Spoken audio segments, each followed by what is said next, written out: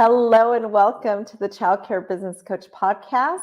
Thank you so much once again for taking your time to visit with us and to hear what we have to say. Today, I have a very, very important guest for those of us in early childhood education. Whether you're center-based or not, this is something the nation needs to hear. Even if you're not in childcare, this is important because our nation's economy needs childcare. We need to be able to drop children off, and parents need to be able to work. And what we're facing right now in early childhood education and childcare specific can literally cripple the economy. So Samantha Phillips is with me here today, and we are going to talk about what's going on with the insurance industry. Just another hurdle that we're facing in early childhood. So Samantha, go ahead and introduce yourself for my audience. Yeah, thanks so much for having me. I really appreciate the opportunity to be here.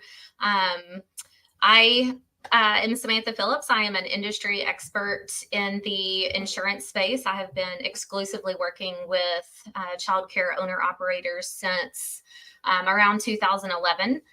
So when I started my insurance career, I began at an agency that exclusively worked with owners and just really found my passion there in providing education and taking more of a coach approach and value added versus just here, this is what you need, sign it and you're insured. I have a very strong belief that as entrepreneurs, you can make the best decisions when you understand what coverages you need and why, how they help protect you. And so that's kind of been the approach that I've taken, is just offering up education around the topic of insurance, how certain coverages protect against different types of claim scenarios. And I mean, a lot of out of the box type approaches that I am not your typical insurance agent. Let's just leave it at that. Yeah. And you actually can work nationwide. Is that correct? That's correct. Okay. And the reason I just bring that up, because I know insurance is a very regional state to state, but you actually can help childcare owners all over the country, which is very important because I know we're facing a crisis right now. I told you my story before we recorded that I personally have been experiencing this myself, where there's basically insurance companies all over the country are dropping us. We are just being dropped all over the place and not able to get coverage. And that's where I know we've met in person and we kind of crossed paths here and there. But what really got my attention, and the reason I asked you to be on here with me, is because you're really advocating for us right now and for this very issue, because it's actually getting scary. And for those of you in leadership who don't know what's happening, pay attention, because this is a big problem coming down our way. It's already started, and we're watching that snowball get bigger and bigger and bigger. So if you could explain what it is that we're facing and the implications for childcare centers, that would be awesome. Yeah. So I wish I could explain exactly why it's happening, but because I work nationally and I work with providers all over the place, I do a lot of speaking and networking at different national conferences. So in that, I get to connect and speak with a lot of people from different areas. And what I see and hear a lot of right now is most business owners work with a local agent, either somebody in their neighborhood, down the street, a cousin's friends, parents, something or another, somebody that they're locally connected with, which is great. You know, we want to support our small businesses. But the problem with working with a regional agent is they are less likely, one, because they're not industry specific, and two, most agents only work in a particular state or maybe a group of states in a certain region of the US. So they don't see the problem on a grand scale. They even themselves may think, oh, well, this is just what it is right now for Philadelphia or New York or wherever they may be. And I started noticing some red flags last year when I had a client that it was almost impossible for me to find them insurance. And that was very unusual. There's always been a small pool of insurance companies, around 10 companies, to be precise, that will insure early education owners. And I could not find anybody. I think I got 20 declinations, your 10 typical companies. And then I searched every surplus lines market, which is like your backup. Surplus typically insures the stuff nobody else wants to. And I could not find this provider insurance anywhere. And the option that I was finally able to find for them tripled their insurance premium. Wow. And even at renewal this year, when they came up again, same thing, declinations from everybody. And to add, to make matters worse and rub salt in an open wound, not only did they get an offer from the same company, but they also said, we'll renew you, but for $20,000 more a year. Yeah. So almost impossible to find them coverage, and then a $20,000 increase. And so that one situation really opened my eyes and made me start paying attention more to, okay, let's keep a pulse on things. Is this going to be a new trend, or is this just an isolated incident? They did have a claim, or they had an accusation. It ended up settling, like we talked about before we started recording. It's what happens with insurance companies. Yeah. But most owners I'm seeing think that this is just isolated to them. They think it's either something to do with the age of their building, or the number of students they have enrolled, or the area that they're in. But it's not. This is a national issue right now. There are some areas that are having an even harder time finding coverage, like Texas, Florida, where insurance just in general is more difficult due to our coastal and wind and hail exposure. But for child care centers, this is not exclusive to any particular region. It's not exclusive to certain sizes over others, franchises, non-franchise. This is across the board and affects all child care centers. Yeah. And I think that is what's really scary. I've gone through it myself here in Nevada, where my original insurance carrier, and I told you altogether, I think I was with them, I think at that point, 15 years. And they just pulled out of the childcare industry. And so then I went to a different one, and the next year that one pulled out of the industry. And so now I'm in the 3 years, I'm on my third company. And to be honest, when it was time to renew this year, I was really nervous. I'm like, oh my gosh, are they going to pull out too now? PTSD now. Yeah, because it was very hard. Like you said, we sent several companies applications, and one after another just turned us down, that we are no longer providing for childcare centers. We're not working with that industry anymore. So that is what those of you out there need to hear, that insurance companies are starting to refuse to insure childcare centers. And I know what many people think. If you're not an owner or involved in a childcare center, you're probably thinking, well, yeah, the liability for them is so great because of what happens. I can tell you, as an owner for several years, we've never had a claim that was actually our fault. Nothing that we were actually at fault for. There were things that have happened, like accidents that have happened, that we have had claims for, but nothing that was like negligent, right, on our end. And I know before, I won't go into details, but before we started recording, I was telling Samantha about something I just recently went through, where it was so black and white that we did nothing wrong. So black and white. I had documented evidence I submitted, and I was literally told by the adjuster, it's cheaper for us just to pay to make this go away than it is for us to fight it. So we're just going to pay the claim. And then I wonder, okay, well, if you're just paying every claim, whether it has substance or not, because it's cheaper to go away, then of course, then our industry looks like it's not doing well, because you're basically creating this perfect storm for lawyers to just jump on this bandwagon and basically start fishing for clients to sue us. Yep. So there's a couple of things to unpack there. We've been experiencing this hiring shortage for a while now, and it's definitely affected childcare, but childcare is not the only industry that's experiencing that. I've always been an agent that works very closely with my underwriting team. And so I speak regularly with the underwriters that I work with. And some of the things that I'm hearing is that they are struggling to get the right people in the right seats also. Yes. And so part of that, and of course, this is just speculation, but when you think about the amount of claims that probably come in, especially in catastrophic losses too, the amount of claims that one adjuster handles or that are pushed across their desk, even on a daily basis, managing that workload, I see both ways. I hate the adverse losses that it paints on childcare programs. And I don't think it's just specific to childcare, but right. That's the issue.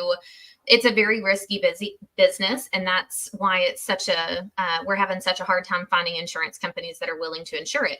But that's not all of ECE's fault. A lot of right. That stems from the insurance company's willingness and promptness and just writing a check to make it shut up and go away.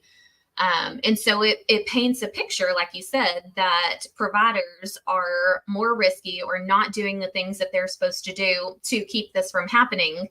You can't keep somebody from just waking up one morning and say, you know what, I think I want to collect a quick $5,000. I have an attorney friend, and according to ProCare, the child care center changed my child's diaper 5 minutes late, or, whatever the case may be. Like that, it's an instant situation where they can contact somebody, hit you with a lawsuit, and they're gonna collect something, probably $5,000, just because they don't have the willpower and they don't have the bandwidth to be able to fight that. Yeah. Right. And that's part of what's causing problems for us is basically, I don't know. It seems sometimes when I went through the situation, it felt to me like, do you not understand, by you paying this claim, you're basically saying that we're guilty. And there's just that lack of, well, yeah, but, oh, well, it's cheaper for us. But then it does open the door. We're a very vulnerable industry. We take care of children.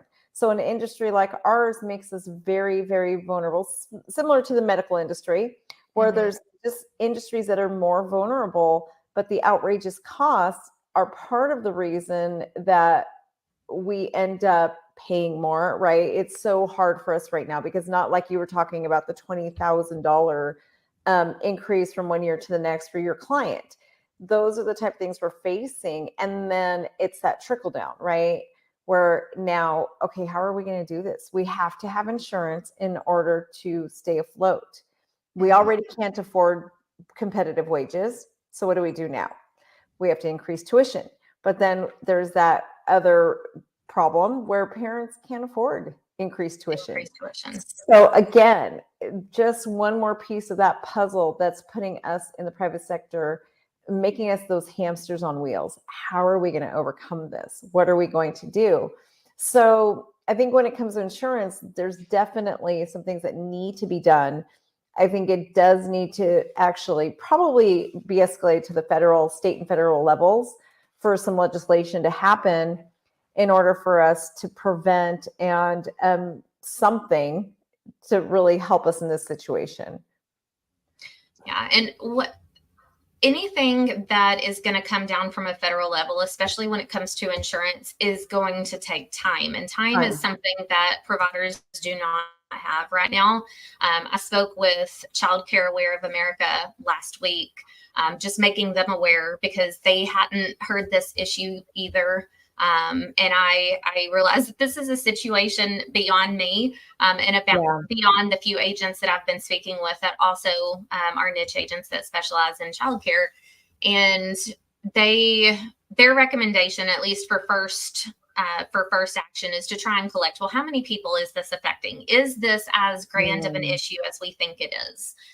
So they were going to start collecting information stories, names, data from the smaller resource offices that they're connected to find out how many complaints have they received, what are they hearing, because they're the boots on the ground that are actually working face to face with these providers. How many people are actually facing this issue? What were their stories, in an effort to start and collect data. But there are things that providers can do now. I've been coaching a lot on this subject lately. Insurance companies are not looking, they don't need your business. And I know we all want to have the mindset, well, if you don't want my business, then I don't want to work with you either. Like, I'll take my business to somebody that will appreciate me as a customer. Yes. Insurance companies don't have that mindset. And unfortunately, we need them more than they need us. Yes. So right now they are looking for the cream of the crop. They are paying attention to licensing inspections. They're reviewing those reports and the complaints and the notes on the investigation reports to determine what happened. Are you risky? Have these repeat offenses been corrected, especially repeat offenses when it comes to things like background checks? You know, insurance companies, you have to look at it through their lens. When they see repeat offenses for things like background checks, they're thinking worst case scenario, that you just hired somebody fresh out of prison that, you know, has some type of, you know, was in there for some reason that they don't need to be working with children. They're not exactly the best role model. Like, that's worst case scenario. When they read things like access to hazardous chemicals or what's another big one? Really back or not back wires within reach of children. Yeah. I've seen several either chemical burns or crock pots, kids getting a hold of crock pots and dumping that hot water and it causing burns. So they're now looking at this very objectively. They're looking at your loss history, which paints a negative picture. If a situation like what you and I had talked about, if you just happen to be the victim of a parent accusation that was not legit, you had all the documentation to prove otherwise.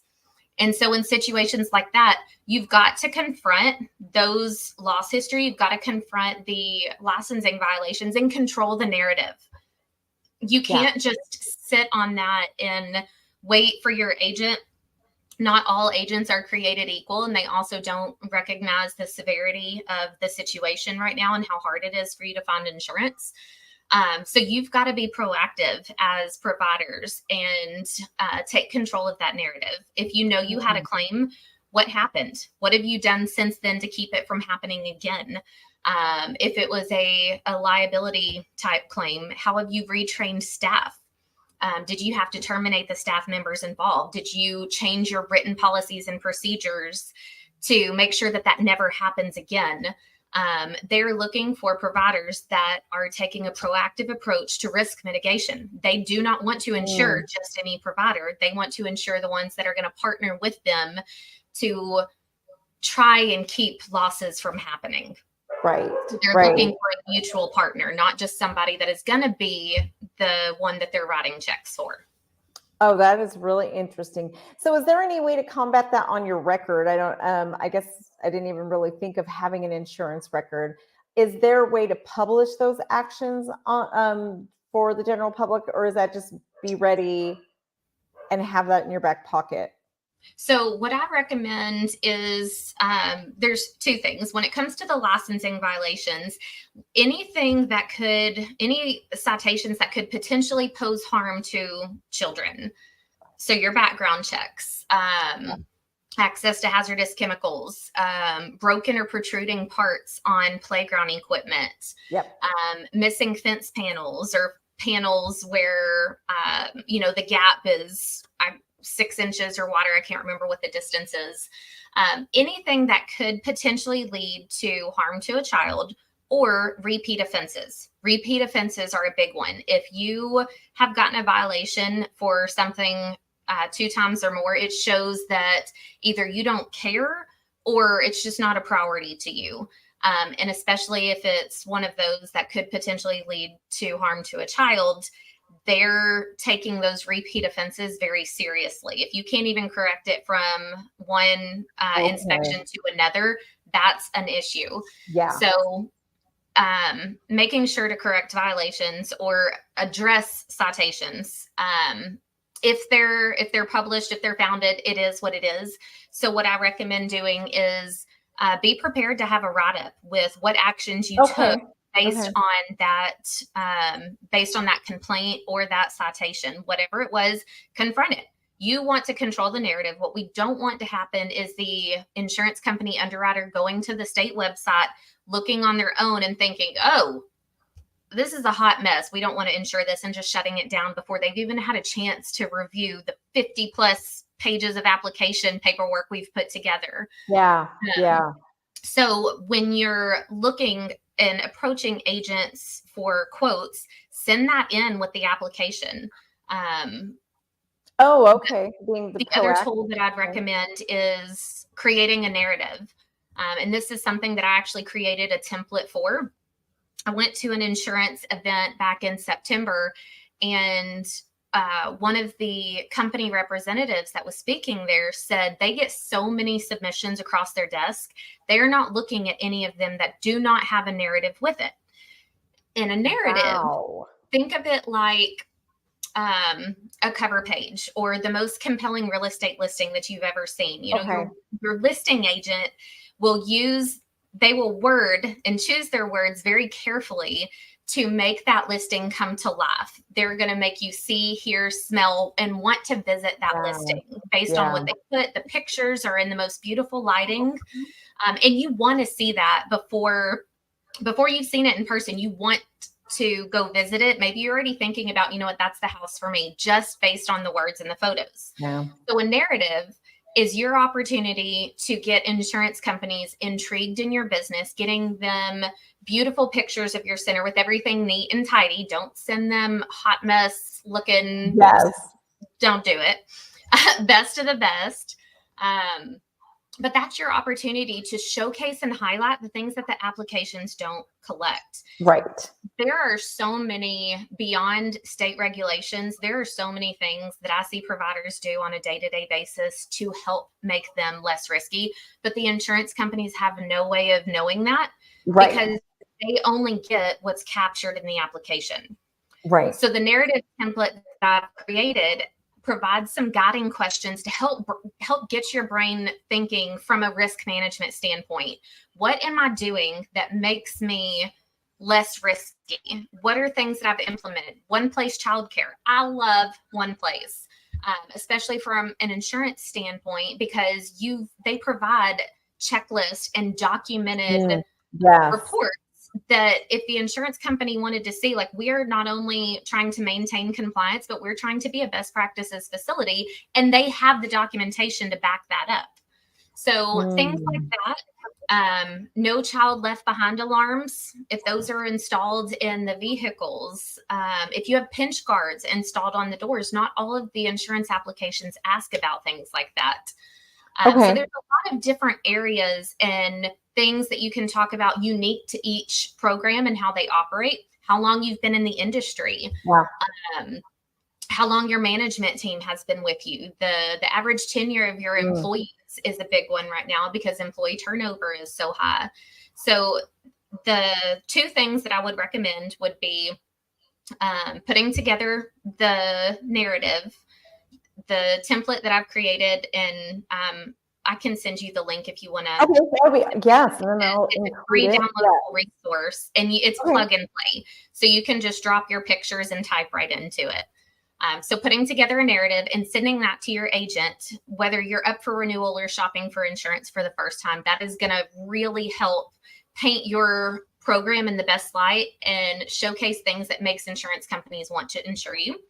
And then the second thing would be controlling the narrative regarding licensing citations. Okay. Yes, they happened. What are they? What have you done since then? How have you retrained staff? Did you hire a licensing consultant to help you, manage those more effectively? Things of that nature. Okay. Those are two really great resources to help providers right now. That's wonderful. I would not have thought about making almost like a report on what you are doing, which is a great, I mean, for me as an owner, I'm always thinking in terms of CYA, you know, and I actually teach a training that I titled CYA, it's Cover Your Asset. And it's, yes, it's Cover Your Asset.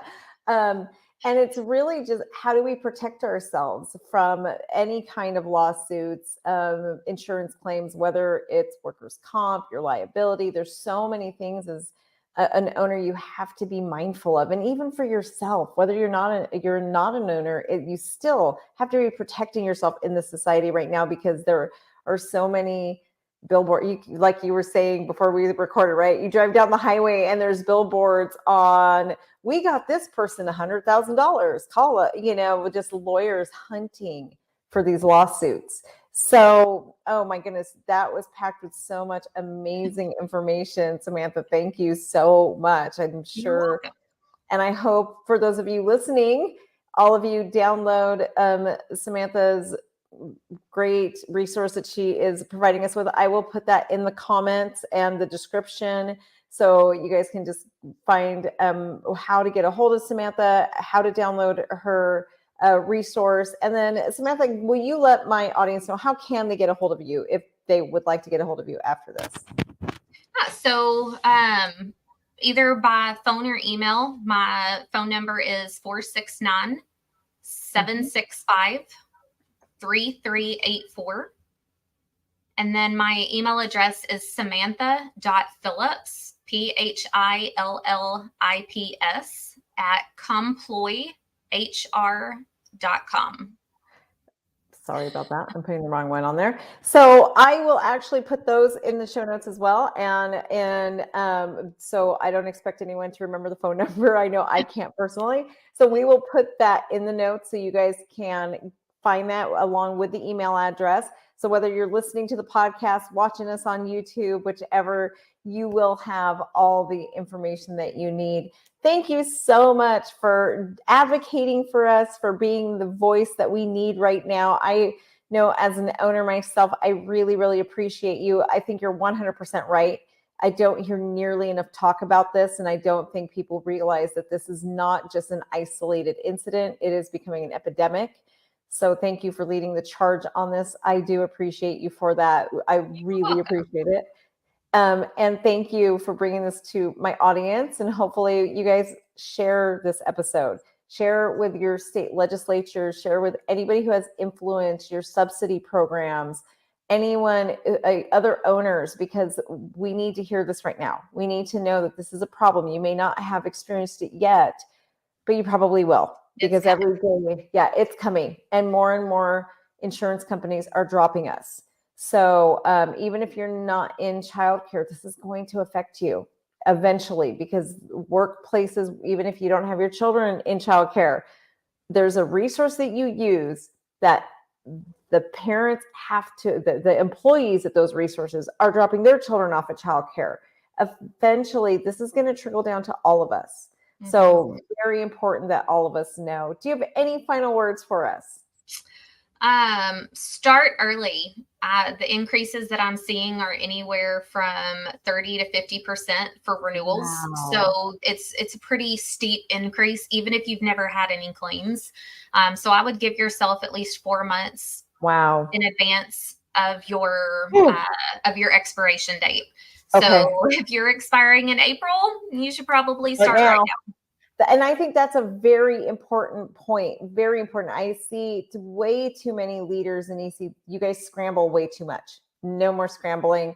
There's not time for scrambling with this. It's gonna take every bit of maybe 60 days alone just shopping the different insurance companies. Do not wait, or you're gonna get stuck without insurance.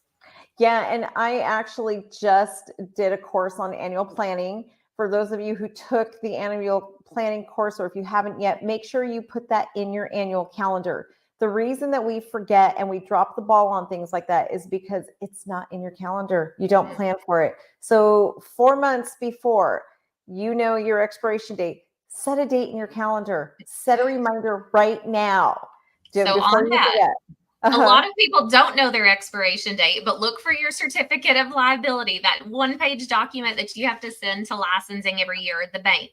Find that document and it'll tell you what your expiration date is so that you can then put it on your calendar. Yeah, put it on your calendar, get working on that. Some of you need to work on it now. Very important, because when it's too late, when we get the bills and now we're in panic mode thinking, what are we going to do? So being proactive rather than reactive is always the way to go. Thank you so much for that. That was incredibly helpful. You're welcome. And again, everybody, I appreciate you being here and listening and watching. Again, hit like and subscribe, leave me a review, all of those things to show me your appreciation for the time and information I bring to you. Have a wonderful week, everybody.